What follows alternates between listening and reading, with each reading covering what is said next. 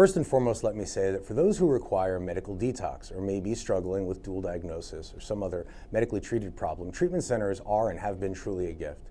Not to mention the opportunity to turn the world off, lay low, and engage in self-reflection amongst professionals and those who suffer as you have can have great value.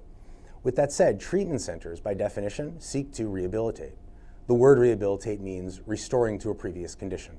The solution for a real addict is not generally found in any past condition of their lives. It is usually that condition which led them to begin using in the first place.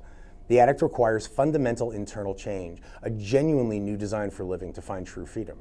Many treatment centers are beholden to evidence-based modalities like cognitive behavioral therapy, for example, needing to provide insurance companies empirical evidence, that is, numbers which can be tracked. This often requires a sort of outside-in approach, changing one's exterior circumstances and choices in an effort to help them feel better internally.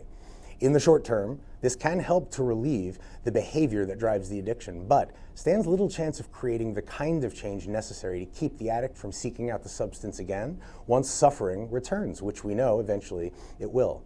Whereas generating core spiritual change, shifting their entire lens for how they see the world, stands a far better chance of not being circumstantially vulnerable in the long term. Now, while many treatment centers advocate or even utilize the 12-step model, very few elicit a strong understanding of the model. They'll tell the person that they need a sponsor without giving them much information about what makes a good sponsor or what things to look for in choosing one.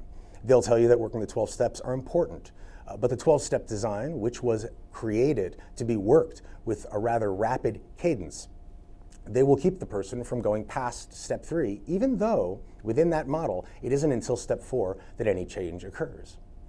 So what you can often have after 28 days in such an environment is a person with some cursory self-insight, a hazy grasp of the 12 steps, and an assortment of tactics and strategies for avoiding relapse by changing people, places, and things. This can very well leave the addict with an enhanced, puffed-up version of confidence and self-will, which has provided them a month or so of sobriety and the possibility of being plugged into the win column for the facility, but unfortunately, maybe not a whole lot more than that.